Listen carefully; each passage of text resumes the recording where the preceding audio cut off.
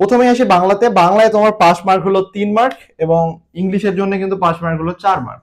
তো তোমাকে pass mark কিন্তু অবশ্যই তুলতে হবে। সিইউ এই ইউনিটে সব থেকে মানুষজন চান্স না পাওয়ার একটা কারণ হলো বাংলা ও ইংলিশে ফেল করা।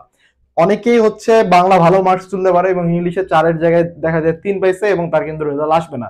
ধরে গেল যে তুমি হচ্ছে ফিজিক্স, কেমিস্ট্রি, ম্যাথ, বায়োলজির মধ্যে তুমি ওই জায়গায় 3টা সাবজেক্ট দাগাইছো এবং সেখানে তুমি অনেক ভালো মার্কস তুলছো, কিন্তু তুমি যদি বাংলা এবং ইংলিশে কোনো একটাতে ফেল করো, সেক্ষেত্রে কিন্তু তোমার রেজাল্ট আসবে না। তো এই 4 মার্ক এবং 3 মার্ক তোমাকে অবশ্যই তুলতে হবে।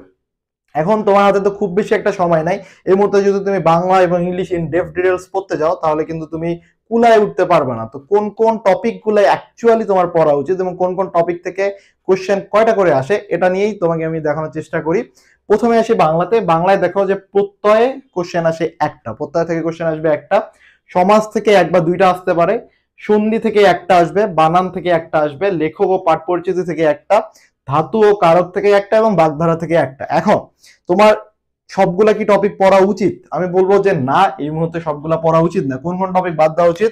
আমি বলবো যে লেখক ও পাঠ পরিচিতি বাদ দাও, কারণ এটা যদি তুমি এখন পড়তে বসো, তোমাকে পুরা বাংলা বইটা শেষ করতে হবে। এখন পুরা বাংলা বই এতদিন তুমি যারা এতদিন ধরো মেডিকেল প্রিপারেশন নিছো অথবা ডিউ ইউনিটের প্রিপারেশন নিছো, তারা তো বাংলা বই প্রায় 4-5 মাস ধরে দেখোই নেই মনে চোখে। তো এই সময় এসে যদি বাংলা বই হাতে নাও এবং তুমি 1 মার্কসের জন্য যদি পুরো বাংলা বই পড়তে যাও, তাহলে কিন্তু তুমি কুলায় উঠতে পারবে না।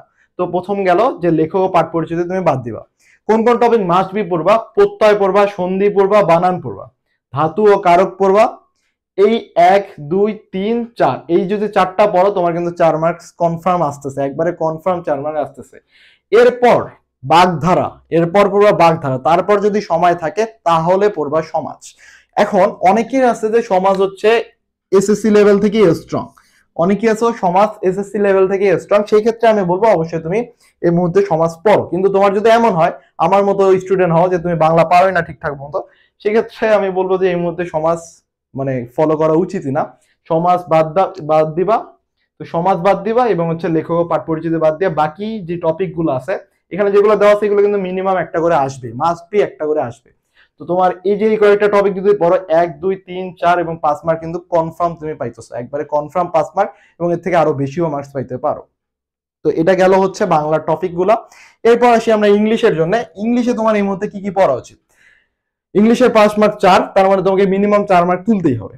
এখন আসি ভোকাবুলারি থেকে একটা কোশ্চেন হবে মিনিমাম, সিনোনিম অ্যান্টোনিম থেকে একটা হবে, অ্যানোলজি থেকে একটা হবে, গ্রুপ ভার্ব থেকে একটা হবে, কারেক্ট সেন্টেন্স থেকে একটা হবে, কমপ্লিটিং সেন্টেন্স। এবং এগুলো প্রতিটা এই যে টপিক গুলো আছে এগুলো তুমি একটা স্ক্রিনশট মেরে রাখতে পারো অথবা খাতার মধ্যে লিখে রাখতে পারো। এবং